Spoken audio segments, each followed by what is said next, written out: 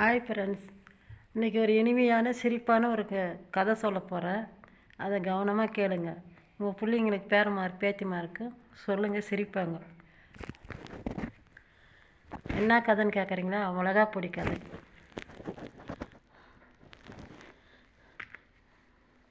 ஒரு ஊரில் 2 நண்பர்கள் இருந்தாங்க.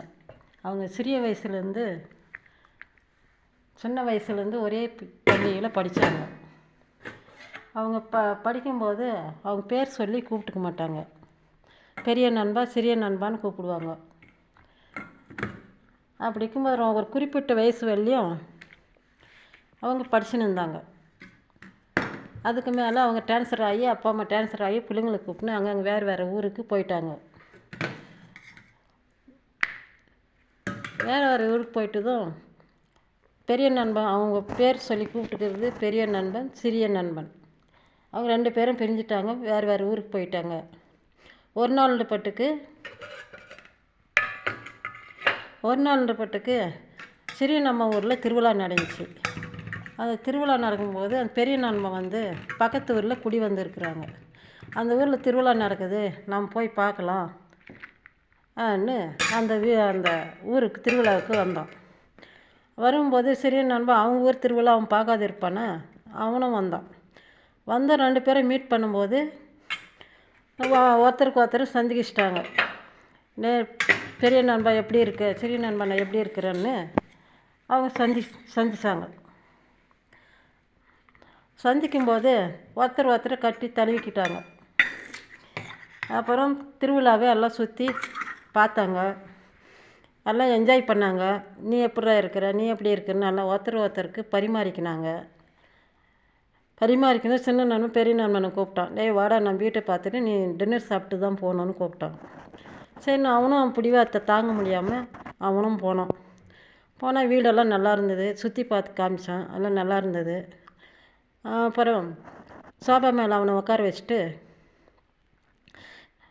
நண்பன் நான் குளிச்சுட்டு வரேன், அந்த புக்கை படிச்சுனேரு, நம்ம 2 பேரும் சாப்பிடலாம் சொல்லிவிட்டு அவங்க உள்ளே போய் மனைவிக்கிட்ட, என் உயிரான நண்பன் வந்திருக்கான், நாங்கள் 2 பேரும் சேர்ந்து சாப்பிட்ணும், ரொம்ப நாள் ஆச்சு, தடபுடலாக சமையல் செய்ய, நான் போய் குளிச்சுட்டு வரேன்னு சொல்லிவிட்டு அவன் போயிட்டான். அப்போ பெரிய நண்பன் உட்காந்து ஏதோ புக்கை பார்த்துன்னு படிச்சுன்னு இருக்கிறான். அவன் சின்ன நண்பனுடைய மனைவி அடுத்த கைக்கு சுண்ணாம்பு வைக்காதுவா. அவன் எப்படி சமையல் பண்ணி போடுவா, அவனை எப்படி ஓட்டுறதுன்னு தான் பார்ப்பான். அவன் என்ன பண்ணான், அவன் வர வேலைக்கு ஒரு மரத்தரப்போ மிளகாய் எடுத்துன்னு அவன் உட்காந்துக்கிற எதிர்க்காக அப்படி கொஞ்சம் தொலைவில் ஒரு குந்தாணி போட்டுன்னு குத்தின்னு அவனை சும்மா பார்த்துன்னு இருந்தான்.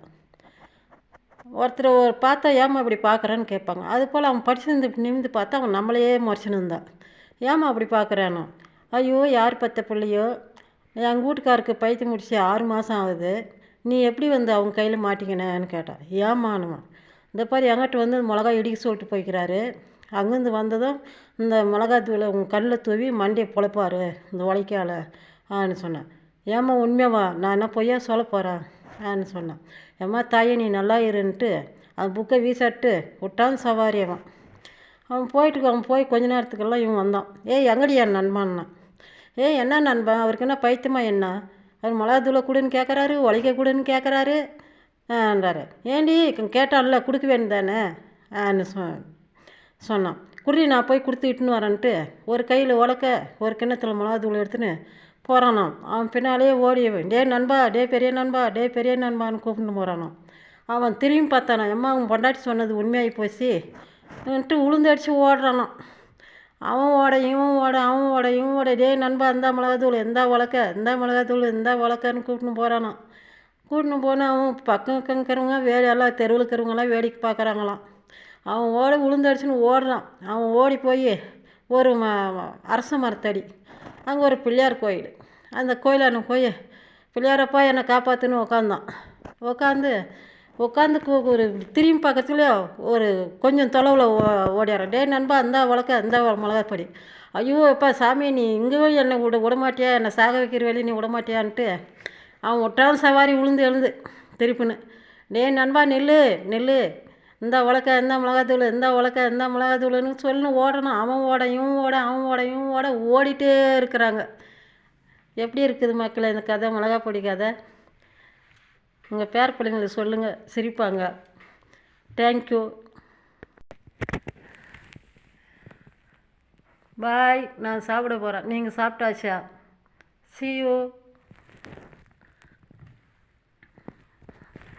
கதையை கேளுங்க, அது நாளைக்கு கமெண்டில் சொல்லுங்கள் எப்படி இருக்குதுன்னு. இன்னொரு நாளைக்கு வேறு வித கதை சொல்கிறேன்.